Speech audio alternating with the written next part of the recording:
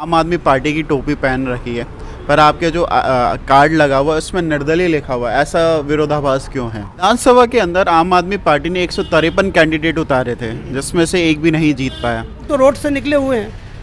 हमने कोटा के अंदर लाल बत्ती का विरोध किया था, आपने देखा था ना, लाल बत्ती का विरोध किया था, घोड़े वाले बाबा के चौराहे पे विरोध किया था, ओपन विरोध किया था, लाल बत्ती हटाई थी। लेकिन भाजपा और कांग्रेस ने हमारी आवाज़ को दबाने के लिए हमारे पास महिला छेड़छाड़ का केस सुनीता व्यास ने दर्ज किया, कर लो कोई। आप देख रहे हैं साइंस इंडिया न्यूज और मैं विकास पाठक।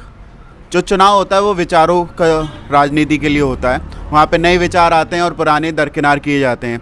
इसी नए विचार के साथ राजनीति करने वाले नवीन पालीवाल जी हमारे साथ हैं, जो वार्ड नंबर 74 से चुनाव लड़ रहे हैं। हम उनसे जानेंगे कि वो कौन से नए विचारों के साथ जनता के साथ जुड़ रहे हैं। नमस्कार जी। मैं वार्ड 74 से पहली बार चुनाव लड़ रहा हूँ। मन में राजनीति करने की इच्छा नहीं थी, लेकिन व्यवस्था ऐसी हो गई है कि मजबूरन राजनीति में उतरना पड़ा है।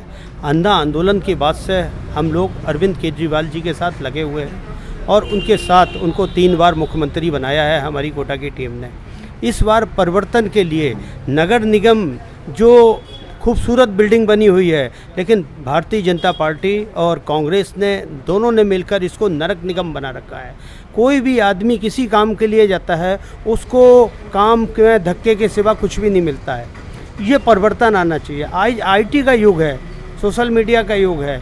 घर का एक सिलेंडर भी एक कॉल पे घर पे आ जाता है। हम चाहते हैं नगर निगम में भी ऐसी व्यवस्था होनी चाहिए।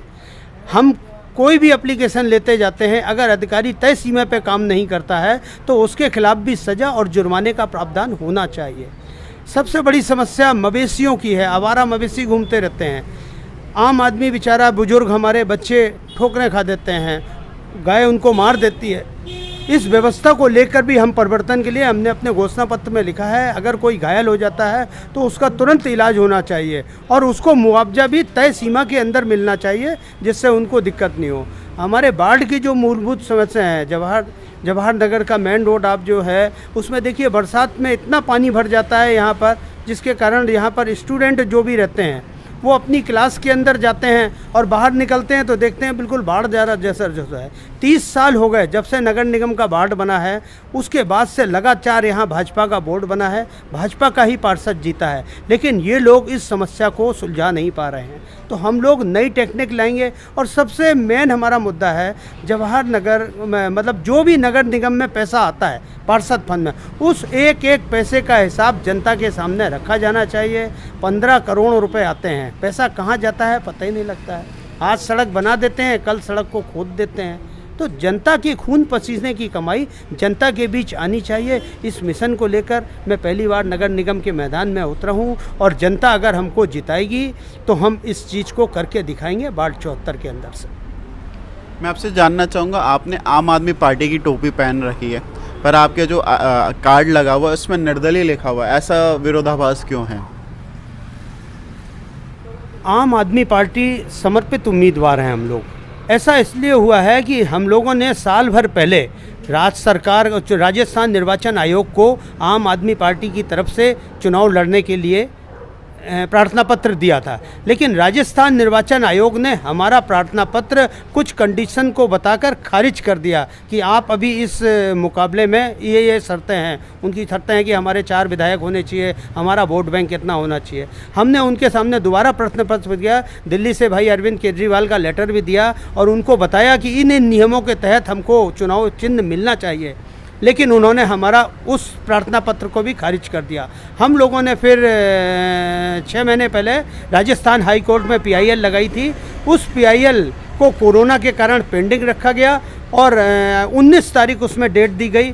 हम लोग जज साहब से मिले और जज साहब से जाके हम लोगों ने कहा साहब 19 तारीख से नामांकन चालू हो जाएंगे, हमारा PIL लगाने का मकसद क्या है, हमको तुरंत सहायता मिलनी चाहिए। तो उन्होंने 17 तारीख दी। 17 तारीख में हाई कोर्ट में बहस हुई। बहस के बाद हाई कोर्ट ने गाइडलाइन जारी करी कि इनको जो इन्होंने बताया है राजस्थान निर्वाचन आयोग ने उसको नहीं माना है, उन नियमों के तहत इनको सुना जाए और इनको चुनाव चिन्ह चुनाव से पहले आवंटित किया जाए। ये हाई कोर्ट ने 17 तारीख को आदेश दे दिया है, लेकिन आचार संहिता लग चुकी है, समय कम था, इसलिए इस बार हमको झाड़ू चुनाव चिन्ह नहीं मिला है। अगली बार हम लोग लड़ेंगे, उसमें हमको चुनाव चिन्ह आवंटित होगा। जैसे उत्तर प्रदेश के अंदर पार्षद के जो चुनाव लड़े उनको चुनाव चिन्ह झाड़ू दिया गया। विधानसभा के अंदर आम आदमी पार्टी ने 153 कैंडिडेट उतारे थे, जिसमें से एक भी नहीं जीत पाया। तो आपको लगता है कि जिस प्रकार विधानसभा में समर्थन नहीं मिला था, पार्षद के नगर निगम चुनाव के अंदर भी उस तरह का माहौल हो सकता है? हम लोगों ने राजस्थान विधानसभा के चुनाव में 157 कैंडिडेट उतारे थे पूरे राजस्थान में।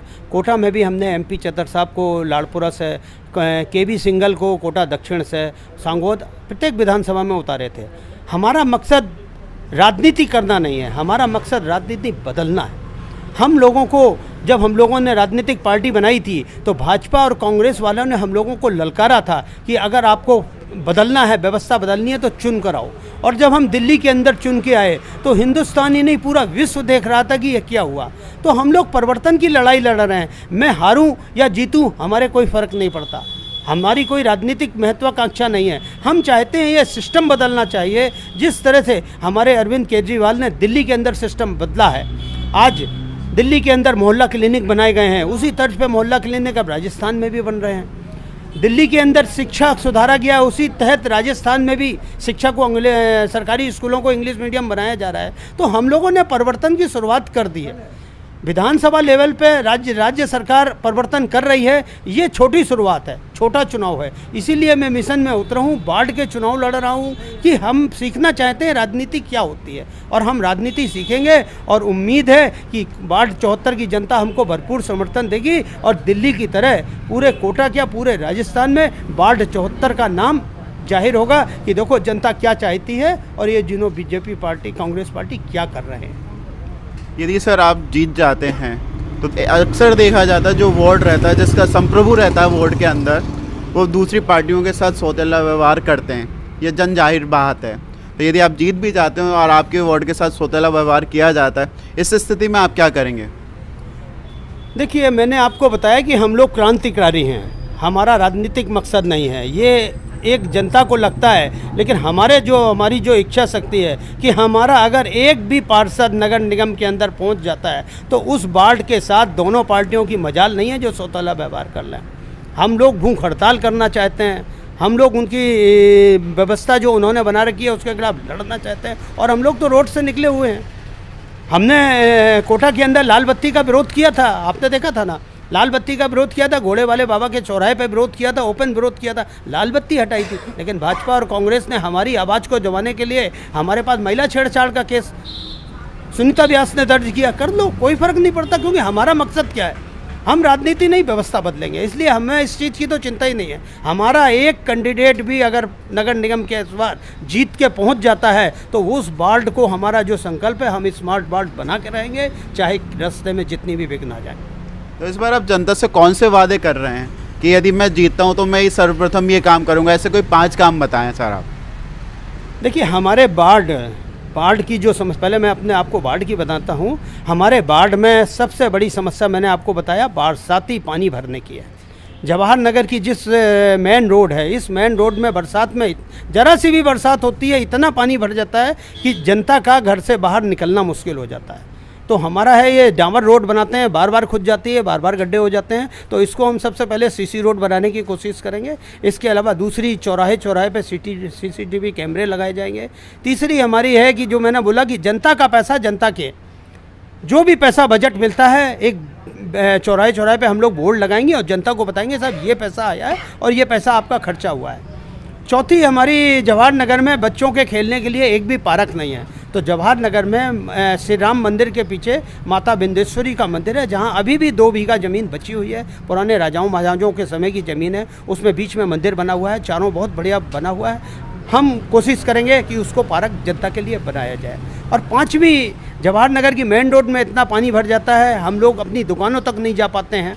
इसके लिए दादाबाड़ी चौराहे से रेजोनेंस की बिल्डिंग तक एक रिंग रोड बननी चाहिए, जिससे अगर आगे पानी भर जाता है तो हम लोग पीछे से अपने व्यापार के अंदर जा सकें। ये 5 मेन समस्याएं हैं। और जो नगर निगम की, पूरे कोटा शहर की समस्या है, वो नगर निगम की सबसे मेन समस्या है कि समय पे काम होना चाहिए। अगर अधिकारी काम नहीं करता है तो उसके खिलाफ सज़ा का प्रावधान होना चाहिए। इस मांग को लेकर हम लोग पहले भी लड़ रहे हैं और अभी भी लड़ेंगे। अगर नगर निगम में जनता के काम तय सीमा में होने लगेंगे तो भ्रष्टाचार भी कम हो जाएगा और जनता खुश भी हो जाएगी। मेरा अंतिम प्रश्न, आपने अपने विरोधियों को क्या संदेश देना चाहते हैं और वार्ड वालों से क्या बोलना चाहते हैं? विरोधियों को यही संदेश देना चाहता हूं कि भाई जनता आपको चुनती है, जनता एक विश्वास के साथ आपके को 5 साल के लिए चुनती है और एक आशा भरी नज़र से देखती है। तो जनता के हित के जो काम हैं वो कीजिए। आम जनता क्या चाहती है? सिर्फ रोटी, कपड़ा और मकान। उनको कोई बड़े बड़े महल नहीं चाहिए, लेकिन जो सार्वजनिक चीज़ें हैं वो उनको मिलनी चाहिए। जैसे दिल्ली के अंदर बिजली, अरविंद केजरीवाल ने घोषणा पत्र में लिखा था, बिजली के वादे उन्होंने पूरे किए। धारीवाल जी को 2 साल हो गए जीते। पहले भाजपा केडीएल को लेके आती है, केडीएल के नाम पे कुछ नहीं करती है। अब धारीवाल जी भी जीत के आए हैं कि साहब मैं केडीएल को भगाऊंगा, केडीएल को भगाने की हिम्मत नहीं कर पा रहे हैं। भाई 2 साल हो गया। अरविंद केजरीवाल ने मुख्यमंत्री बनते ही दिल्ली की जनता को तोहफा दे दिया था, बिजली फ्री कर दिया था, पानी फ्री कर दिया था। धारीवाल जी भी करें, सरकार इनकी है। जब दिल्ली के अंदर 2 रुपये यूनिट बिजली दी जा रही है तो राजस्थान में 8 रुपये यूनिट, 4 गुना महंगी बिजली दी जा रही है। और जबकि राजस्थान में बिजली बनती है, दिल्ली में तो बिजली बनती भी नहीं है। तो जनता, इनको विरोधियों से यही कहना चाहेंगे, भाई जनता के हित के काम करो। जनता को जिस चीज़ से सुकून मिलता है वो काम इनको करने चाहिए, और जिस चीज़ से जनता परेशान होती है वो काम इनको नहीं करना चाहिए। इस मिशन के साथ। ये थे हमारे साथ नवीन पालीवाल जी, जिन्होंने बताया कि यदि आप जनता की समस्या को जनता के सामने रखते हैं तो आप जनता से जुड़ जाते हैं, और यही जुड़ाव आपको हर समय काम आता है, यही जुड़ाव आपको मतदान में काम आता है। इसलिए मैं कोटा दक्षिण की जनता से कहना चाहूँगा कि मतदान जरूर करें, चाहे आप किसी को भी चुनें, पर चुनें ज़रूर। धन्यवाद।